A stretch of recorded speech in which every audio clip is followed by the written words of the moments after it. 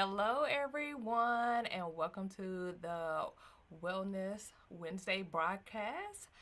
We're going to get into it after this intro. Stay tuned. Hey everybody, it's your girl Kanitra Moselle, and I am so excited. We just finished up the book and brunch to launch my first book, Grace for This, the devotional. It's a 21-day journey for women who are growing through grief. The conversations that we had in here today was phenomenal. I want to let you know that GRACE is the acronym. It stands for Grief, Rest, Aid, Community, and Evolve. The reality of it is that we are experiencing a grief journey every single day. Every transition can cause you to grief, but are you leaning into your grief? Grieving is also exhausting, so I'm going to encourage you to actually rest. And when you're resting, rest is clarifying. You're going to learn what you do and don't have capacity for anymore. And guess what? You're going to begin to ask with more clarity about exactly what you need. That C stands for community, because when you start asking for help, your people who are meant for this next season are going to respond to your ask, and your community is going to change. And then lastly, when you go through that grace journey, you're going to evolve to the next best version of yourself. So I'm so excited for you to be a part of this journey. You're going to love what we're doing in this community. Follow Kanitra Moselle and follow Grace for This on Instagram and Facebook.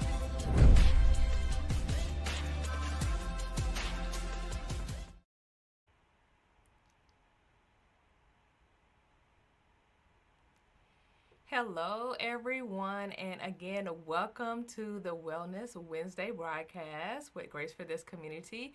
My name is Jerecia Lee, and I am going to be your host facilitator today. As we talk about the language trap stuck to unstoppable, today we're going to be talking about love. So before we get started, if I can do a quick prayer over everyone that is coming into the room or that may be listening to this on the replay. Dear Heavenly Father, I want to say thank you. Thank you for giving us this opportunity to be in this space to receive some information, dear Lord. I want to ask that you cover each and every one that is able to hear my voice.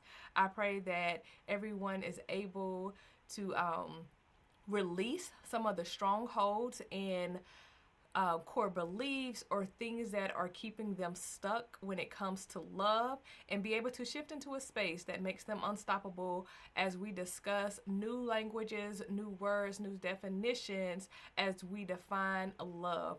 Dear Heavenly Father, I release and submit myself to you that you may come over and be with us and be with me and use me as your vessel in this time. Dear Lord, we invite the Holy Spirit into this space. In your name we pray. Amen. All right, so good afternoon, everyone. Again, we are going to be talking about love. And in this discussion, we're going to see if we get through all 4 areas of love, because we're going to be talking about love and how we love ourselves, how we love in friendships, how we love in family relationships, and then also how do we love in our intimate relationships, okay? So again, we're talking about love. In the chat, for my individuals that are present, if you can please put in the chat, what are your initial thoughts, core beliefs about love in general? You can say if it's specific to a specific one of those areas that I gave, or if it's just a generic thought about love. And I'm gonna give you guys a few moments to kind of put this information in the chat, and then I'm gonna dig in. So I see, hey Crystal Davis, I see that family relationships is where I need prayer. Okay. Let's see, Latanya Williams, good afternoon. I'm going to give you guys just a few more moments to see if we get any additional responses about what love means to you guys. Love of myself and having boundaries, okay? Unconditional love isn't realistic or healthy. C. L. Pratt, I love it, because that is one of the things that we're going to be talking about. That's actually, I want to say, one of the very first things that we're going to be speaking on. Love should have boundaries, absolutely. Love is necessary for trust. Love is a safe space for me, and it must be reciprocated. All right, I love it. All right, so again, our goal today is to dismantle our relationship with the word love that is keeping us stuck, right? And we want to shift to a healthier relationship with love. So we're going to examine how we love ourselves, our family, friends, and partners. So let's get started. My first question is, well, my second question, because you guys already answered my first question, is what is unconditional love? And how I'm going to talk about it is we're going to talk about unconditional love as being one of the traps, right? Hello, Elena. Love to me looks like being considered, and my love is certainly conditional. I love it. Hi, Kim. So, unconditional love. So, as you guys are typing in what unconditional love means to you guys, I'm going to kind of talk about unconditional love biblically, right? So, in the Bible, it actually means agape. And this is unconditional, self-giving love. I want to break down this self-giving because when we talk about unconditional, we do think about the self-giving part of it. Self-giving actually means the act of willingly, listen to some of the words that I'm choosing because I'm choosing very specific words, willingly giving your time, energy, support, and love to help other people, right? This is a willing thing. This is not a forced thing. So, agape also means sacrificial, right? Sacrificial means surrendering your time, possessions, and self for God's purpose. Versus when we look at sacrificial in society's terminology, it means giving up something for the sake of others. Now, here's the thing. We can do sacrificial love biblically, which it says giving up of things for the purpose of God. And that may mean that we do have to give something up for someone else, but it's all for God's purpose. If we are giving something up just for someone else's purpose, or giving something up to someone else, but it doesn't serve God's purpose, are we doing what we're supposed to be doing? Right? So there's a big distinction between unconditional love when it's following God's path versus when it's fleshly or society. And I think that's where we start finding ourselves in that trap. When we hear the words, oh, well, you're supposed to have unconditional love. Like you guys said, it is supposed to have some boundaries. The other piece of this is the agape love. It is not to be self-erasing. Self-erasing means, or is, when it's the psychological behavior where we as the individual is now suppressing our own identity, our own needs, emotions, and boundaries, all while trying to maintain harmony with relationships or within relationships, pleasing others, or trying to survive. So have any of you guys in your relationships seen yourself losing your identity, losing who you are to try to keep the peace, to try to make sure that you're not ruffling any feathers? And was this beneficial for you? Because also in it did also say out of survival. So there may have been times in our life where we did have to do things that was not necessarily self-serving for us. It may have been self-erasing just to make sure that we were safe. And that's a little bit different than if we are in a safe space, or we are in our basic needs are met, and us continuing to choose to push our needs down to serve other people. All right, Kim, I see that there was a season I lost my identity. Correct. Right?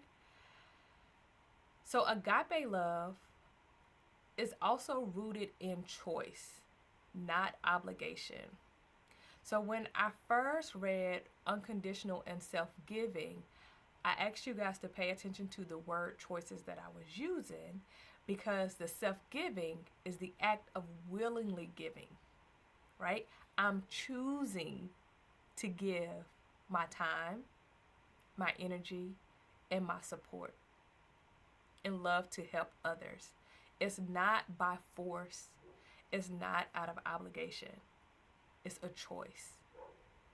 So if we're in relationships with others where we're feeling like we have to show up in a specific way out of obligation versus out of willingness or want, we're already not in alignment, right? And then it is God's posture towards us. Agape love, if you hear it, a lot of times it's talking about how God shows up and loves us. And how it's an example of how, honestly, I take it as how we should supposed to love ourselves. So here's the thing. When we're talking about loving ourselves and we're looking at the language trap, unconditional love, what are some shifts that you need to make to where you are loving yourself first? What are some beliefs, some automatic thoughts that you need to challenge to shift your thoughts towards, okay, I need to love myself first? Because do we unconditionally love ourselves? Do you give yourself grace? Do you give yourself the space to learn and not just criticize and beat yourself down? I don't mean to yell at you. My apologies.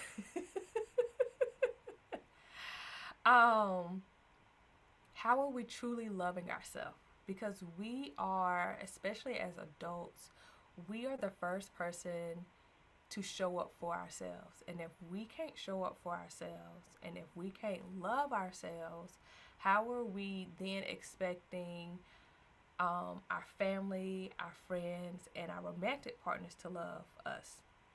So we have to be the example of how we should be loved before we turn outward to expect others to show us love. Okay? So I'm going to read another comment. Absolutely, it seemed beneficial, but really wasn't. Having kids can give it a different lens as well. Absolutely. Sometimes I did it to protect my kids. Absolutely. Absolutely. And so here's the thing. There's a lot of nuances that makes everyone's situation a little bit different and makes, you know, what they were going through, why they decided to do what they have done, right? So here, my goal is just to kind of challenge some of the things and see if it is still necessary. Because with the language traps, the whole thing is a lot of times we do what we do or operate the way that we have, either because it is something that has been taught to us or we did it out of survival. And so we have to really step back and examine, are these things still beneficial? Do I still need to operate in this manner? Or am I in a safe space or in a different space where I have the opportunity to show up differently and shift to a healthier space? Okay. Elena, I was an overgiver until recently. Loving myself now looks like not pouring into spaces that don't pour back into me. Absolutely. There's those boundaries. Loving me looks like saying no and being okay with saying no. I know a lot of people feel guilty, especially when this is a new space for them to set those boundaries. But being okay with saying no I know a lot of times when we start really focusing on self and start pulling away from others, um, people are like, oh, you're being selfish. I am. I am.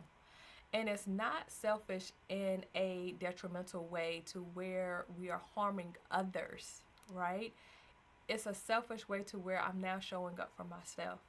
I am now creating space around me that you have to show up in a certain manner or you don't get access to me. And people don't like not having access to us the way that they want to have access to us. But it's our jobs to set those boundaries and implement those boundaries, right? So learning now, I can't pour from an empty cup. We absolutely cannot pour from an empty cup. We absolutely, to give our best, we have to make sure that we are filled first. We have to make sure that we are okay, right? Because the other thing, when we're pouring from an empty cup, that also means when we are, I don't want to use the word triggered, so I'm not going to, when we are negatively impacted, or we are really, really, truly empty and have nothing else to give, we typically explode on everybody. Even the people that haven't done anything to us, to our support systems, and sometimes to the people that are closest to us. And we end up damaging relationships that are actually very positive for us. So it is very important that we always make sure that we are filled before we try to pour into everybody else. We should be pouring from an overflow and not from what we need or from reserves, if that makes sense. Elena, I'm at work listening. I was excited for this. I will be running this back once I'm off. Such a great discussion so far. All right, Elena, thank you. All right, so let's talk about some of these common traps that are also associated with unconditional love. Let me know the ones that you are either battling with or have heard or even have overcome. You're supposed to love everybody no matter what, right? While this is true, let's go ahead and reframe this. Just because I'm supposed to love everybody, it doesn't mean that they get access to me. And how I actually interpret this is loving everybody truly means I am accepting people for who they are. If someone displays bad behaviors, I accept that they're in a place. This may not always be them. Also, a lot of times we like to make people who they are based off of current decisions, and we don't give people the grace that they can change, because we do know that everybody can change if they want to, right? Or if they pray about it, there can be shifts in how people show up. So I like to say that whatever bad behavior someone is currently displaying, that this is who they are choosing to be, right? It's a choice. And this is who they're choosing to be right now. It does not mean that in 5 years that they cannot choose to be or do something differently, right? So I'm accepting that in this moment, this is who they are choosing to be. And based on the behaviors that they're choosing to display, I need to limit my access to them so I am not damaged in what they have going on. So it doesn't mean that I excuse their behavior or I ignore their behavior. It means that I am fully aware of who they are in this moment and the behaviors that they are choosing to display. And if they are not, losing my words, sorry, if they are not conducive or in alignment with me, I get to put boundaries in place. I still love you. I wish no harm. I'm probably going to be praying for you, right? This is how we can actually show unconditional love no matter what. Not the person that gets access to us and we keep giving them chance after chance after chance, and it's actually hurting us. All right, I'm gonna go reading some of these comments over here. Um, Familiar love is giving me a run for my money right now. I'm finding it hard to love when I've been deeply hurt. So I hope I kind of just actually hit on that by kind of giving my definition of how do we love everybody no matter what, right? Putting some boundaries in place. Maybe they don't get access to you, but still, praying for them and sending them good vibes and love their way. That's good. They're in a place that space can change. Let's see. Love and access is not the same. Correct. That's right. That's who they're choosing to be. Okay. Limited access.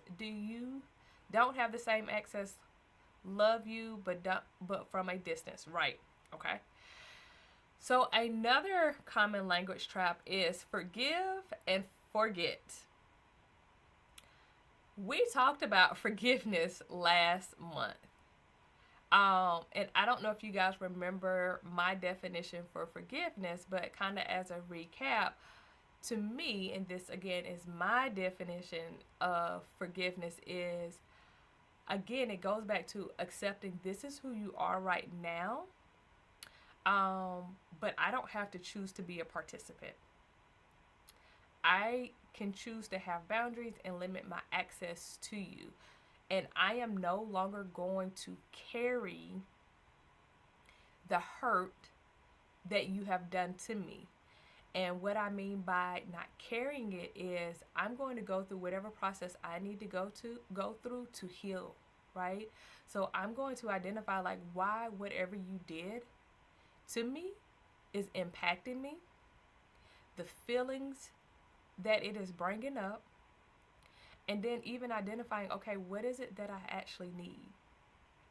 And I don't know if you guys remember me talking about me creating a journal that will actually help us walk through this process. It is called My Mind Unraveled. I hope to drop it by the end of March, so stay tuned for that.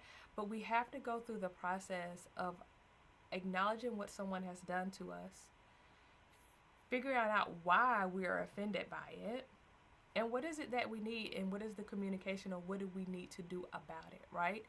And so walking through that process is the forgiveness process. I'm no longer going to allow what you did to me to impact how I continue to show up in different spaces, in spaces with you, in a negative manner, right? But I will, again, if I need to limit access, I'm going to limit access. If I need to cut off access, I'm going to cut off access. The forgetting piece, it sounds good. For me, I'm going to equate that to, again, I'm no longer going to let it impact me. I don't think it's realistic to say that I'm going to intentionally forget about what you've done for me. And a lot of times we are holding on to unforgiveness and not forgetting because we feel like it protects us from it happening again, and it really doesn't. We have to walk through those 4 steps to get the protection that we're actually seeking. Okay? So have to keep praying through the forgiveness process until it no longer affects you. Absolutely. Okay. And then another common language trap is, oh, I love this one. If you love me, you stay. How many of us have heard that in relationships? I know we're talking about self, but how many of us have heard that if you love me, you stay? That is a big trap, because then a lot of times that statement alone puts us in defense, right? Because we know if someone is saying that to us and we feel like, oh, but I do love you, then it's because we do truly love that person, right? But they are using that common phrase as a manipulation tactic, right? That typically means they have done something to offend us. And my question is, are they taking accountability for what they did? Or are they just trying to sweep it under the rug and be like, well, if you love me, you would stay. My bad, and trying to make it seem like it's not a big deal when we are truly impacted by whatever offense that has happened to us, right? So love absolutely has boundaries, right? It is not unconditional in the way that society keeps trying to say that love should be. Someone asked, thank you. Can you define accountability? Okay, so I'm gonna give my definition of accountability, right? And I'm a big proponent of everybody gets to create their own definitions for the words that make sense to them.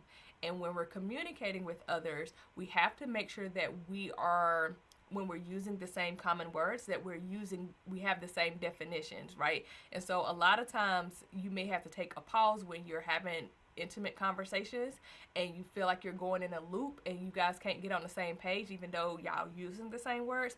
It means y'all definitions are different. So here's my definition of accountability. Accountability means that the person is acknowledging what they have done, right? They are acknowledging the impact, positive or negative, that it has had on somebody else.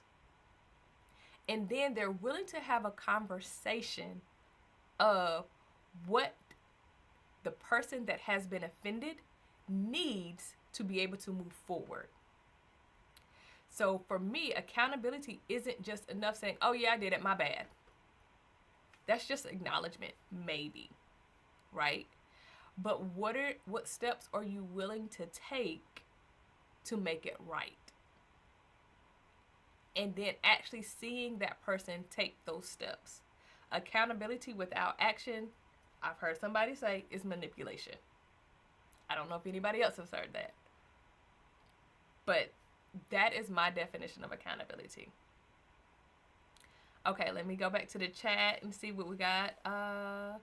Acknowledging what they did and willing to have the conversation. Okay. Oh, that hit me in the gut. Oh, my bad. Not enough. Correct.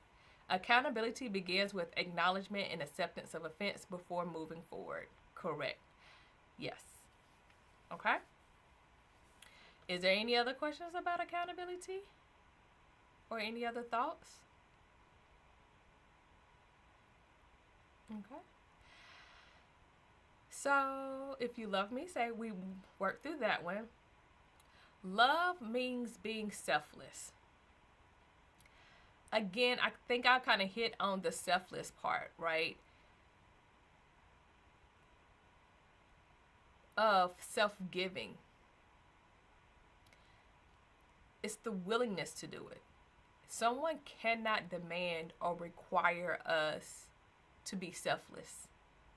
Someone cannot demand that we give them unconditional love, because then it's not unconditional love. We have to do it as a choice. We have to be willing to do it. And to be willing to do that, you really need to make sure that you understand your own worth, your own values, and your own needs. So you are not finding yourself getting into places to where you are contorting or shifting or losing your identity because someone is saying, hey, you should do. And you're like, oh, I love you, so yes, I will. But if it's not, again, in alignment with who you are, your values, your morals, and your needs, then we should not be shifting, right? Okay. I think we talked through forgiveness is not the same of reconciliation, right? So just because I forgive someone, again, it does not mean that we about to be best friends again. It doesn't mean that we're going to start hanging out again. It can, but it is not a requirement. It is not an automatic either, right? Because again, are they taking accountability?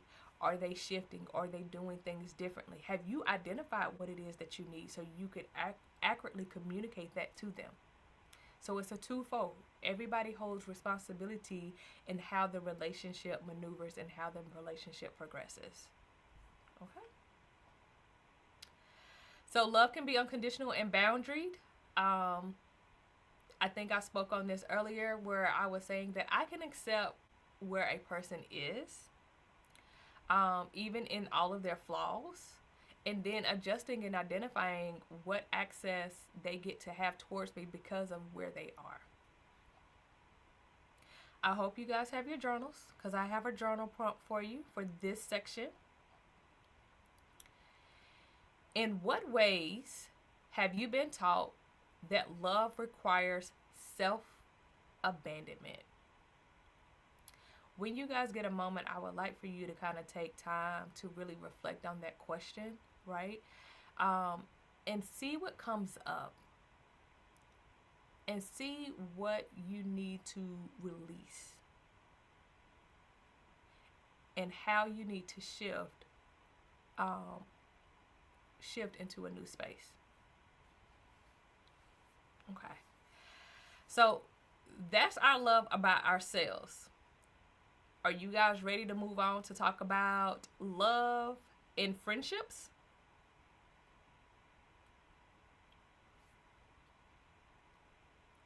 And the reason I'm choosing to talk about love and friendships next is because this to me is a foundation.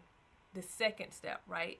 So the first foundational layer is loving ourselves.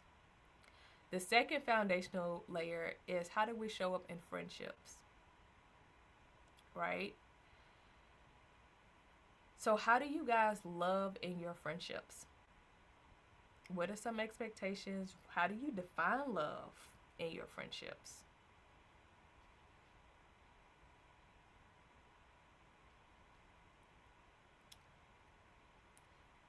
Let's see, listening. Okay.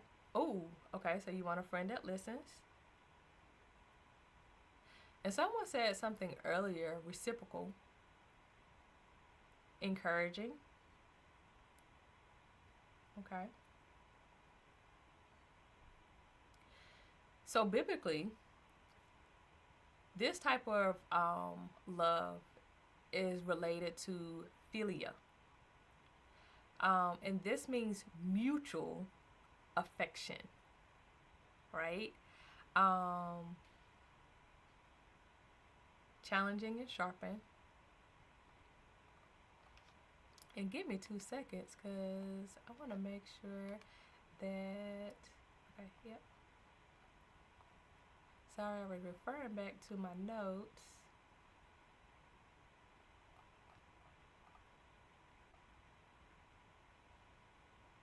Okay.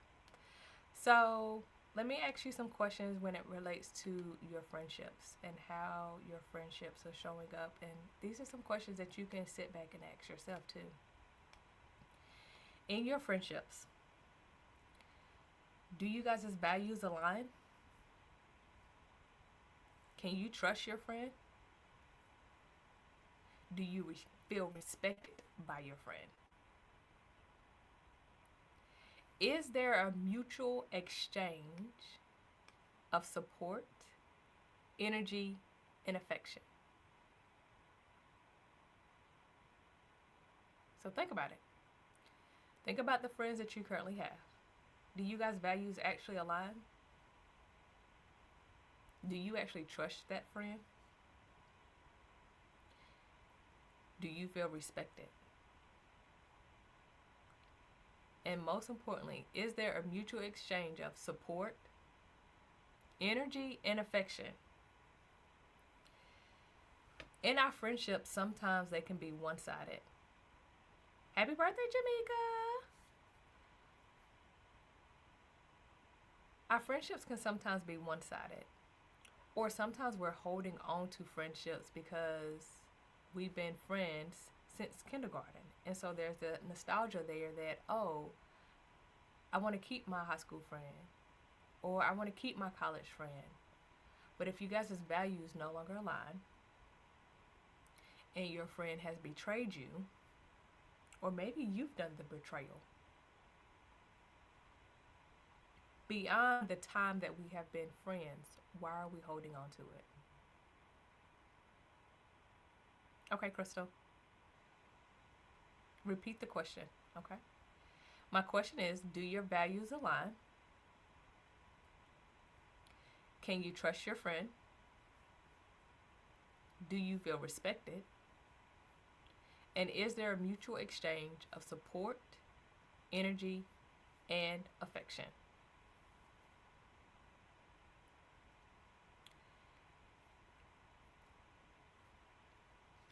Okay.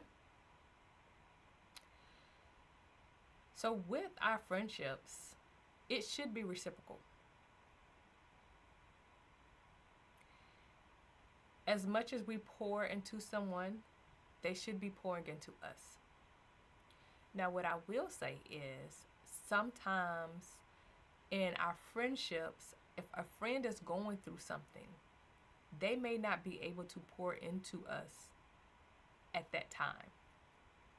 But if you've been friends with someone for years and years, and when you sit back and assess the relationship and you're always doing the pouring, is this relationship mutual? Right? And I would even encourage you to look at how you're showing up in friendships. Are you taking? Or are you pouring? Right? Do you send text message? Because we're going to acknowledge we're all grown. We all have very busy schedules. So realistically, we may not be able to sit on the phone with our friends all day long or throughout the day. But are you checking on your friends? Are you calling? Are you sending text messages? Are you being intentional about scheduling times to hang out? To feed into that relationship?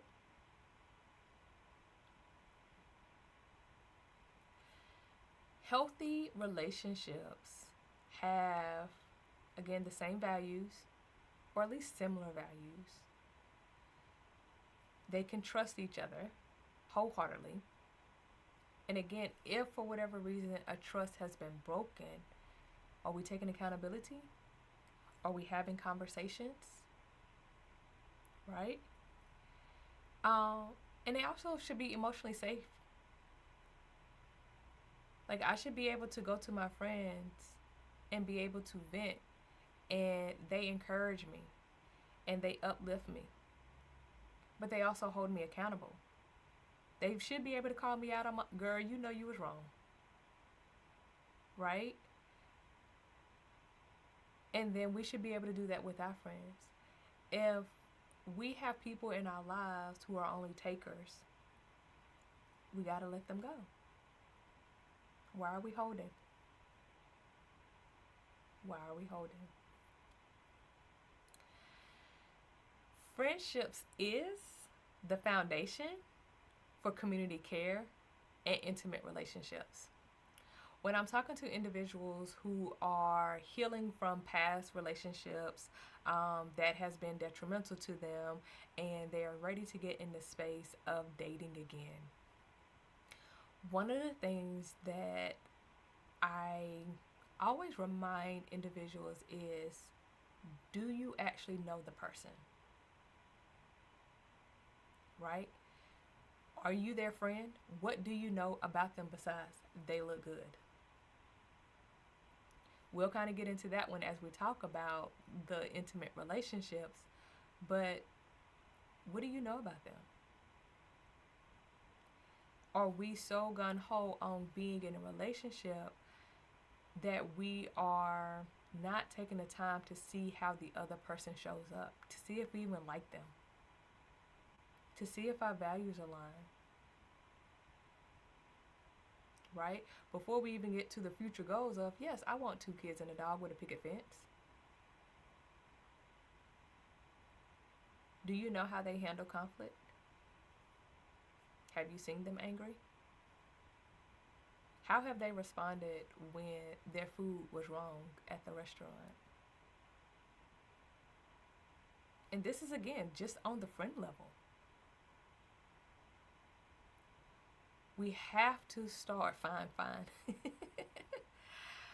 We have to start slowing down and really getting to know people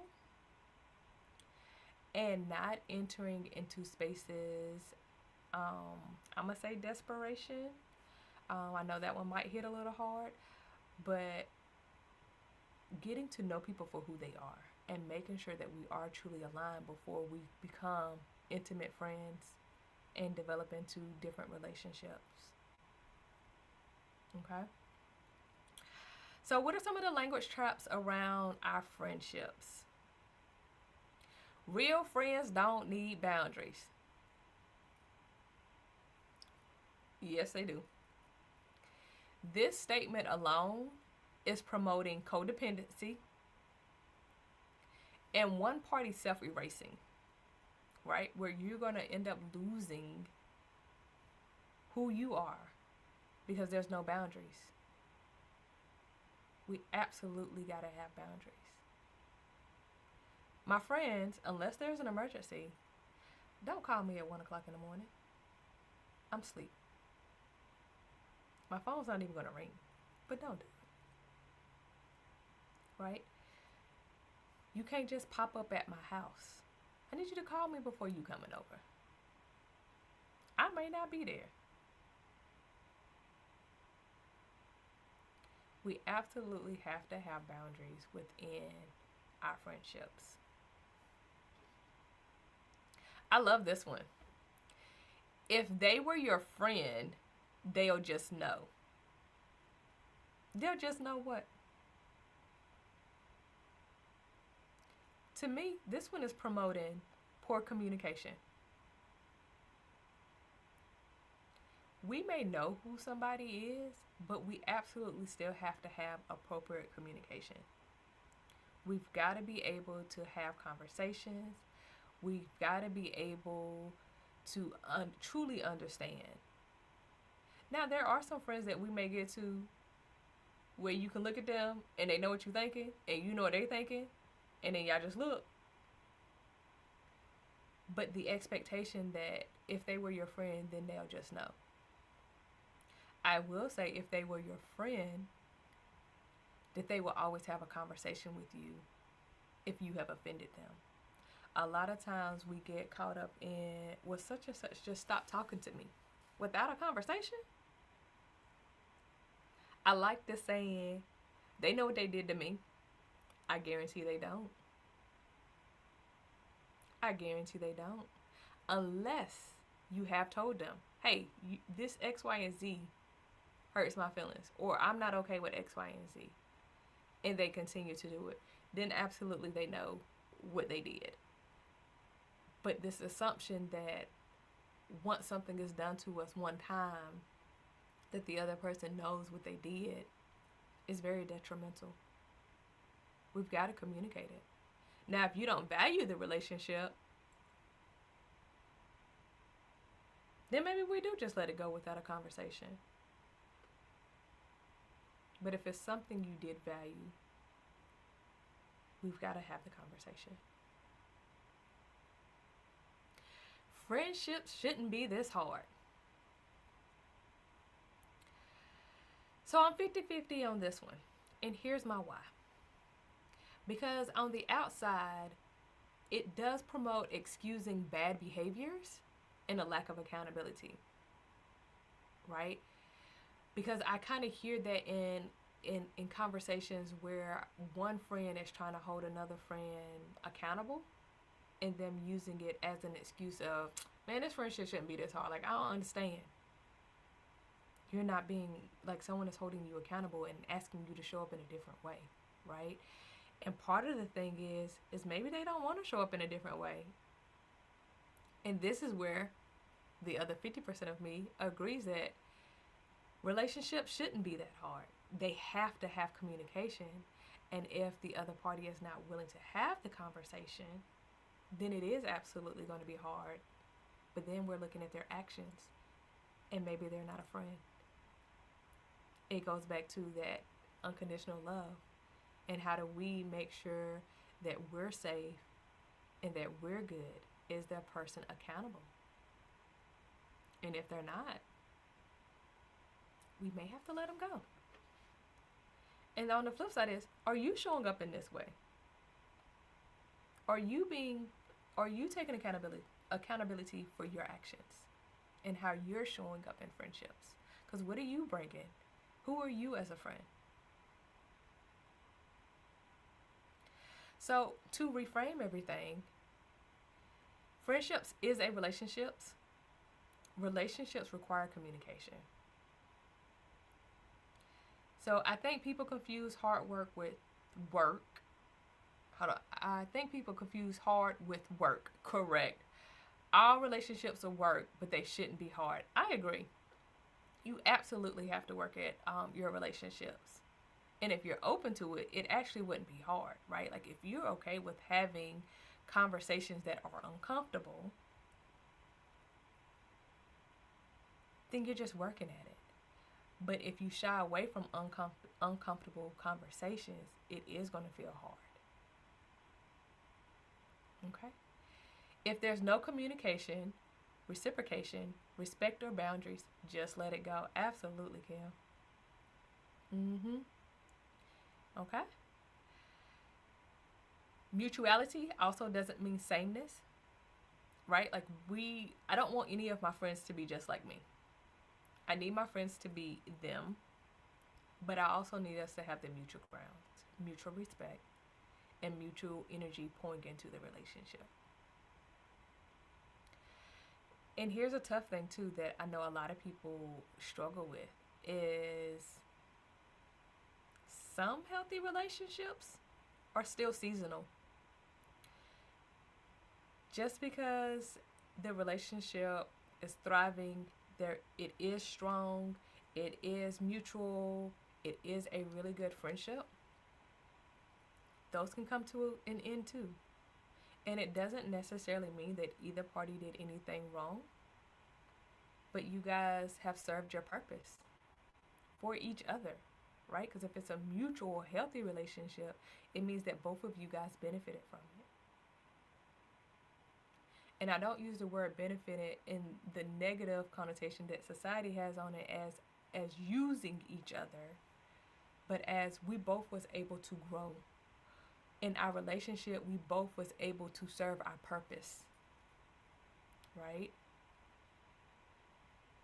So even in our healthy relationships, they can be seasonal, and we have to be okay with that.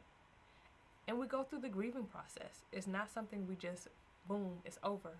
But we go through the grieving process of losing that healthy relationship and remembering what we received from it and why it was beneficial and why it was needed in that part of your life. Okay? So here's our prompt for this one. What's one quality you value in a friend? And what is one quality you bring to a friendship?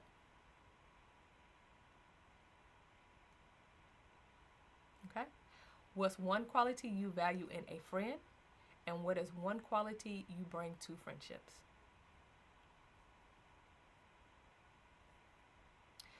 So I see my time is winding down, and we have 2 more sections that we got to go through. We have to go through family love, and we have to go through romantic love. So I kind of already told Kanisha that I felt like there was going to be a part 2 to the love. Because I didn't want to rush through this information. I wanted to make sure that it was thoughtful and it was something you guys could take away from and actually apply it. So we're going to actually have a part 2. So our March session will be the part 2 where we pick up and we talk about love in our family relationships and love in our intimate relationships, okay? So again, I hope everyone has received something. I hope that your brain is turning on how to look at these 2 relationships a little bit different and what love looks like in this relationship, what love looks like in self, what love looks like in your friendships. And next month we will continue the discussion and talk about families and intimate relationships.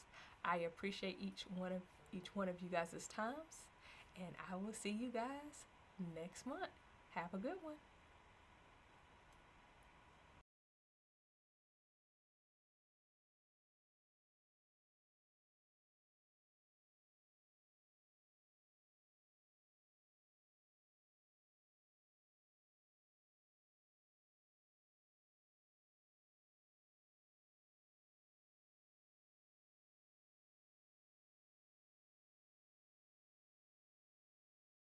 Hello, my name is Kenitra Moselle, and I am founder of a beautiful community called Grace for This. We are about women taking ownership of their wellness journey in 3 ways: personally, relationally, and professionally. I'm inviting you to be honest about your grieving experience, your healing experience, and then lastly, your building experience. You're going through this because you're graced for this.